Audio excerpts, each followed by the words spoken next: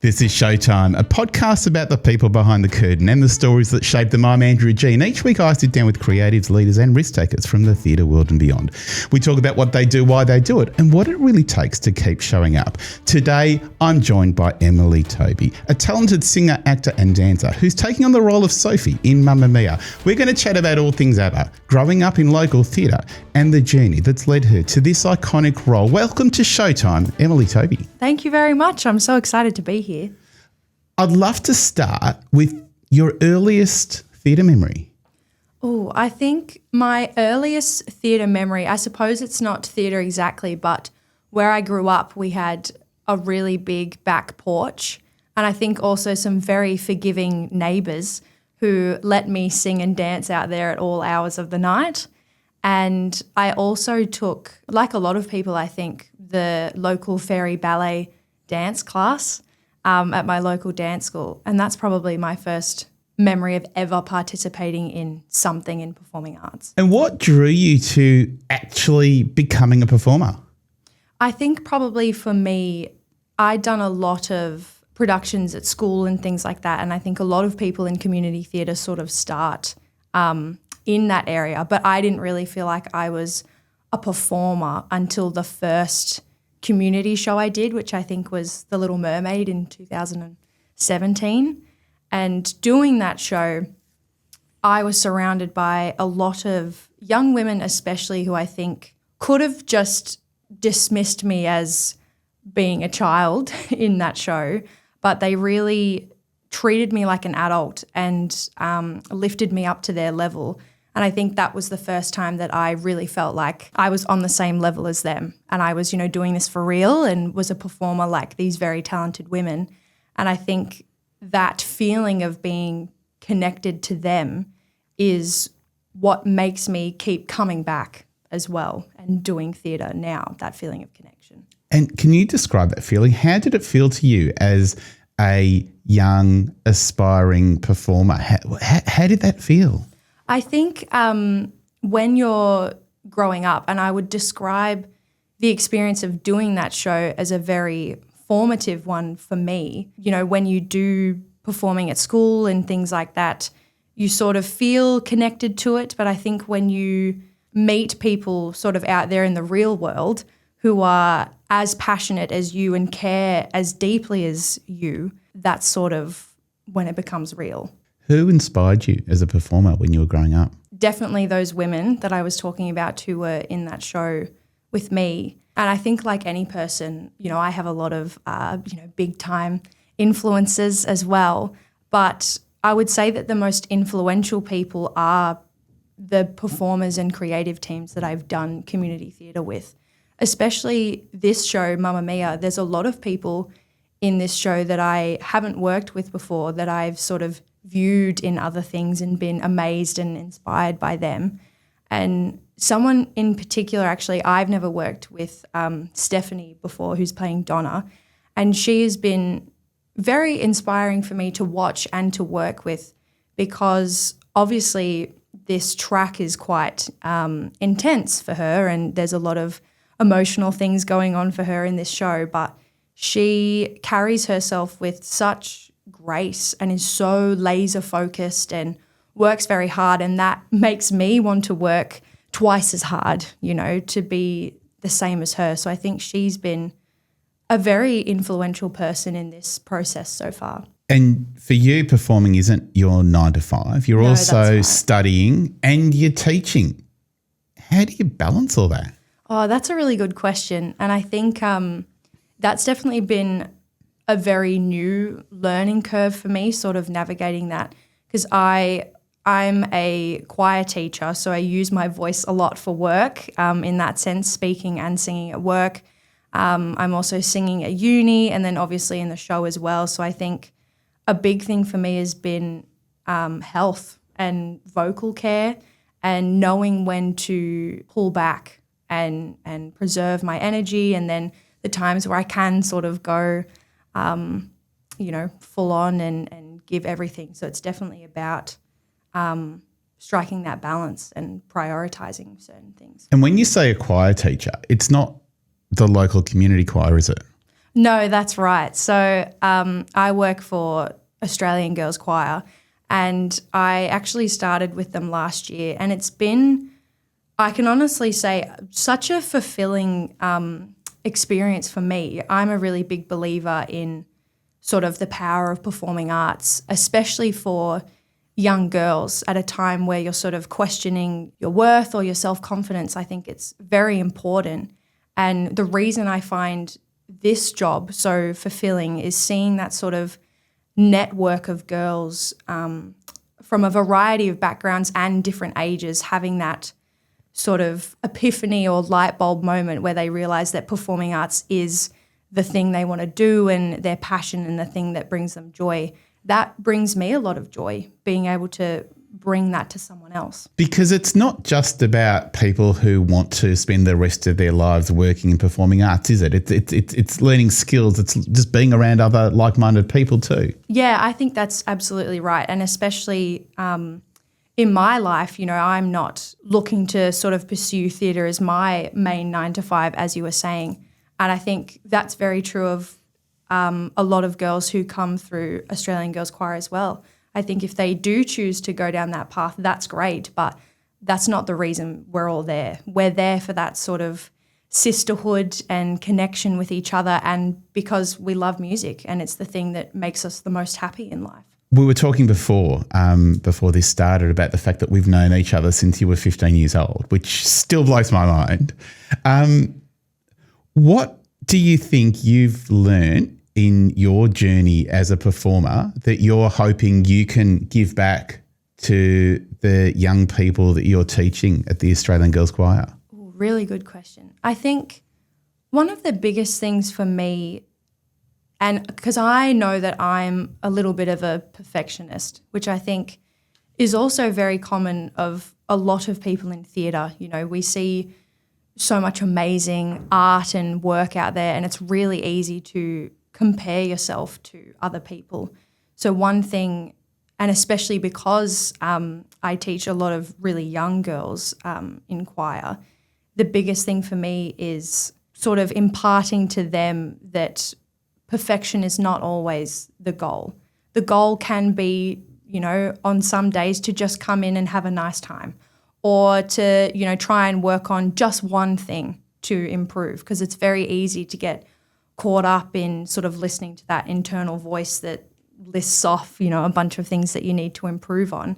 And that's something that I've definitely had to work on. And I think especially in that job in front of young people, it's something to be mindful of and to make sure that you're not sort of projecting that onto them. What do you wish more people understood about the effort it takes to be a performer? I think that especially being a performer in community theatre is, I would want people to recognise, I think the phrase it takes a village was definitely said by someone involved in a community theatre production, because I think it's very true. And it's also one of the best things about community theatre is that it combines people's talents from a variety of different areas. And I think great companies are ones that put emphasis on recognising the bigger picture and appreciating how all the sort of parts of the machine come together, and that the performance is more than just the performer. And there are so many other parts that have to fit together just right to put on a production. What is the bigger picture for you? I think the bigger picture for me, as much as it's the end product and having, you know, a great show and something that you're really proud of, for me personally, it's friendships and collaborating with people, perhaps people I've never worked with before, feeling that sense of connection with like-minded people. So it's more than just putting on a show. It's feeling a part of something bigger and having a community to belong to. So what does success mean to you? Oh, very good question. Well, obviously, being a perfectionist, sometimes success means doing it perfectly and just right.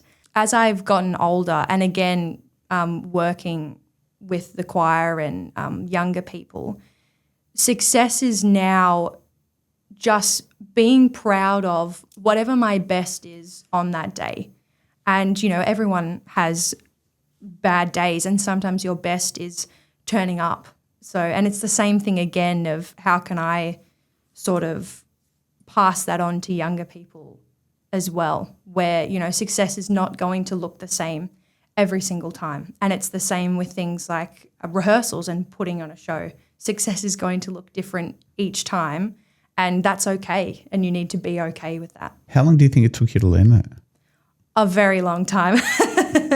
I turned 21 last week, and I think, and still, I'd love to say, oh, absolutely, I know that not everything has to be perfect and things like that, but there are still times in my life where I catch myself out, and I got to step back and be like, that's not the end goal. Whatever I can give is enough. You're in Mamma Mia right now with Windmill Theatre Company. It's opening on the 7th of June. What is it that connects you most to the Mamma Mia story? I think definitely the character of Sophie, and again, she's someone who is a young woman in her 20s, and she's sort of on the cusp of starting a new chapter in her life. And that's very relatable for many young women, I think, but me especially.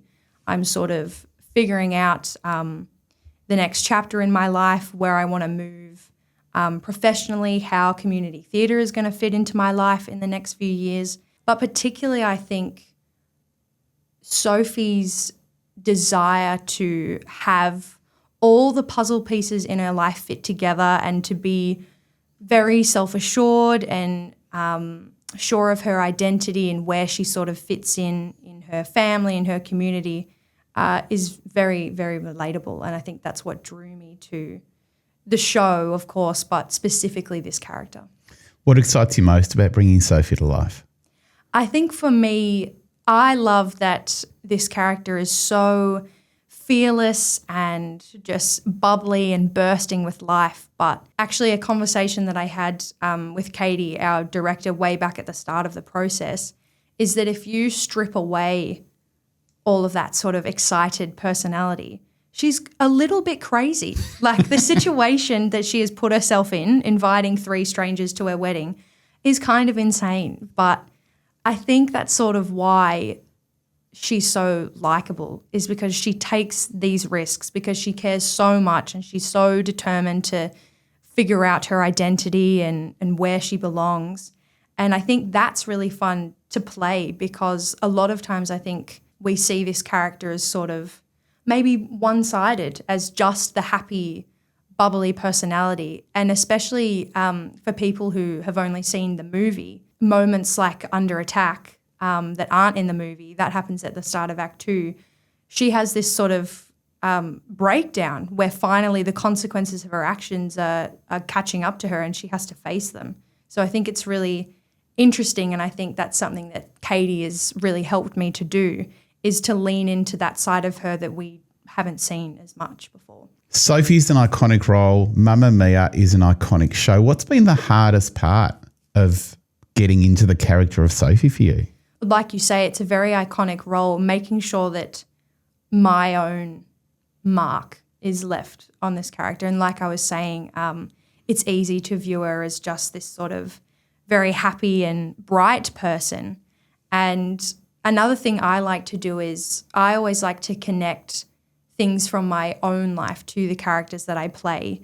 And one of the things that I explored with this character was sort of the more awkward and goofy side of her. And I think that's sort of been a way that I've approached her in my own way. So I hope that there's a lot of sort of authentic and awkward, relatable moments with her that are very similar to my own life, I think. Yeah. One of the many reasons people love Mamma Mia is because of the ABBA soundtrack.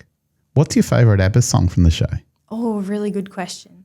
Well, I love all the classics, Dancing Queen, Take a Chance on Me, but I think my favourite song that I get to do is Under Attack, again, because it's seeing a side of the character that we don't normally talk about. It's a very relatable moment, having that sort of feeling of all of the consequences of your actions and your decision making catching up to you and feeling that pressure. And also it's just really fun to play a stressed out character.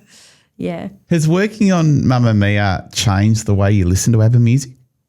I think I definitely can't enjoy the songs that I sing in the show in the same way, because it's sort of like, oh, here I go listening to this song that I've been singing all the time. But I also think there is a new level of appreciation there, because these songs are so well loved and well known. And I think something that our music director Baz has helped us do really well is breathe new life into these songs. So I find that hearing them now, there's new elements that I'm looking out for. There's new ways to make the song come alive. So I think definitely there's a renewed appreciation for those songs. What's the most fun part about performing ABBA live on stage?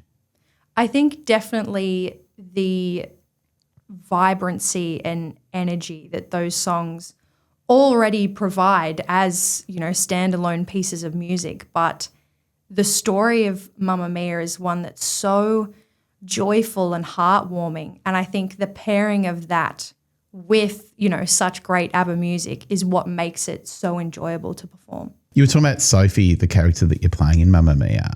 She's a pretty complex character. She's fun, she's flighty, but she's also really emotional and you know, there's real heart to the story. How do you balance the fun and the heart and bringing that to stage? Like you say, she is very complex, and I think she's also quite emotionally intelligent. And I think that sort of balance between, you know, the liveliness and the spiritedness, but also the sort of deeper emotional moments comes from the emphasis on her relationship with her mum, Donna. And I'm very lucky that in my real life, I have a very supportive mother, and I've been able to, you know, draw on our experiences for this show. And I think that Sophie and Donna's relationship is so real because it's not perfect all the time. They have a really terrible fight in the show, and I think that any mother and daughter can relate to that experience, but particularly the journey that they take of love and especially forgiveness. I think that's a really big theme that's not always talked about with Mamma Mia, that they have to forgive each other in order to move forward. And that cycle of forgiveness has been really important for me in this. What has Mamma Mia taught you about identity and family? Definitely the importance of it, not just, you know, in my own personal life outside the show, but even within the cast and the team working on the show, having that sense of all working together and, you know, feeling like we're one big family. And I think also because Mamma Mia is such a show of celebration, I think that as well, you know, celebrating our wins and also each of our unique talents and strengths and our differences. I think that's been really important too. Why do you think Mamma Mia still resonates with audiences all these years later? I think those themes of family and forgiveness are definitely ones that have stood the test of time, and I think will continue to do that, especially now, you know, in a sort of digital age where sometimes it can be difficult to have those deep connections. I think shows that sort of center around the importance of that connection are really crucial right now to remind us of the emphasis that we should be placing on those family connections and also the connection to the wider community as well. I'd love to ask you some quick fire questions. Just tell me the first thing that comes to your mind. You ready? Go for it. Favourite musical of all time? It's basic, but I have to say Wicked. Why? I think you don't see a lot of musicals or any media where a female friendship is the crux of the story. And I feel like so many times in theatre as well, you feel like you're maybe competing with other women and, you know, like a friendship like that could never happen. So I love that Wicked, yes, it's also, you know, a romantic love story in some parts, but the biggest relationship there is a female friendship. Comedy or drama? Comedy. Definitely. Comedy. And we didn't talk about that, but there's some really funny moments in Mamma Mia, and Sophie's a really funny character. Yeah, I absolutely agree. I think while she might not be, you know, I've been lucky to play a couple of very comical characters, and I think in this case the comedy comes from, I guess, the ridiculousness of the situation, but also just her determination. In spite of all the crazy things that are going on, you know, she is so eager to find out who her father is and to piece together her identity that it's impossible not to sort of laugh with her, not at her. So I think, yeah, that's sort of where that comes in. What's your favourite pre-show snack? Ooh, probably a banana, I would say, because I need a boost of energy. What is one word to describe how you feel about this show? Excited. Incredibly excited. That was 2 words. Oh, sorry. Excited. What's your favourite ABBA song? From the show or outside of the show? I think my favourite ABBA song would have to be Dancing Queen. And I have so many happy memories of that. That's probably the first ABBA song that I ever heard. I went to a kindergarten that was just by chance very musical and had sort of lovely teachers there who looked out for me. And I have a very distinct memory of the teacher there playing Dancing Queen all day, every day for a period there, and then going home and trying to figure out with Mum what the name of the song was because I couldn't remember the words. So it feels very full circle moment to be doing a show that has the music that I loved and was sort of an introduction to musical experiences when I was little. I'm chatting with Emilie Toby, who's playing Sophie in Mamma Mia at Bunjil Place Theatre from the 7th to the 21st of June. For more info and to book tickets, go to windmilltheatre.com.au. Emilie, thank you so much for coming into the studio and all the very best for the rest of rehearsals and, of course, for the season. Thank you. Thanks for having me.